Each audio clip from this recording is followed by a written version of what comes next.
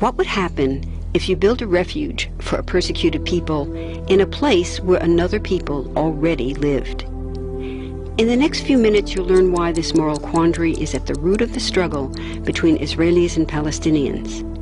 First, there are a couple of things it's helpful to understand.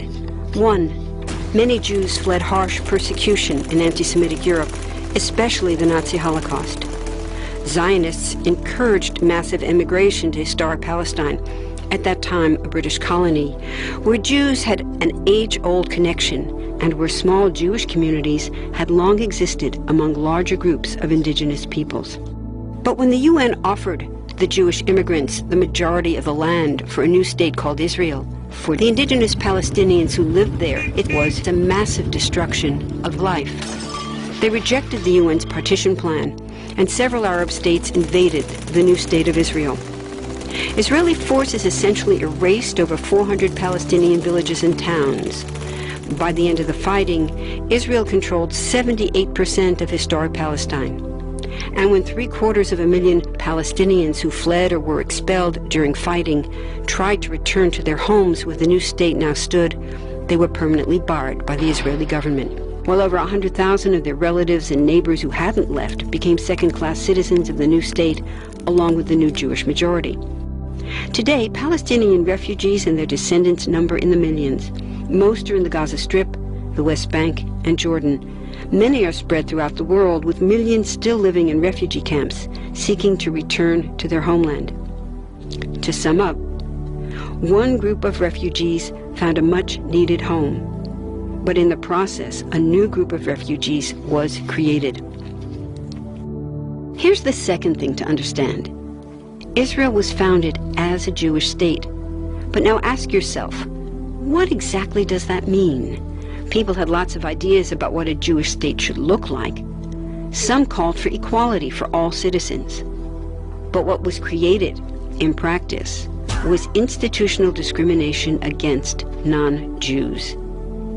In other words, Israel ended up being built on a blueprint of exclusion. The Israeli government wants maximum land and resources for Jews, but not the Palestinians living there. That's why, inside Israel, Jews get special privileges, including rights to land and housing, that are denied to the Palestinian citizens, who make up 20% of Israel's population. That's also part of why Israel has never defined its borders.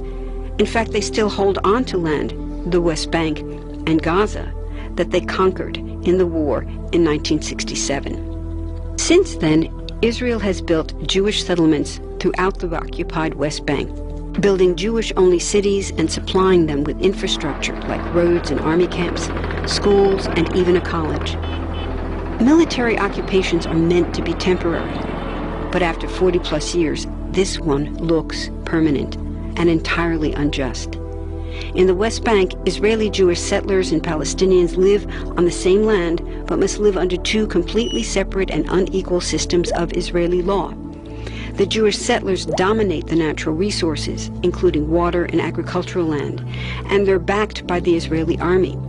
To maintain the occupation, Israel has demolished thousands of Palestinian homes and orchards, confiscated Palestinian land, bombed a captive civilian population in Gaza, and punished resistance with raids, arrests, and assassinations, all to gain maximum land, while making life so difficult for Palestinians that they will either leave or be too afraid to resist. Palestinians have fought back. For decades, they tried to achieve national liberation through armed struggle. Some groups still do. But the majority now support popular protest instead. The deeply harmful pattern of control, repression, and violence profoundly harms Palestinians living under occupation and Israelis living as occupiers. This must be broken to reach a peaceful and secure future for both peoples. Now that you understand the problem, what about the solution? What about peace talks? So far, over 2 decades of U.S.-backed peace talks have actually made things worse by helping Israel continue the occupation.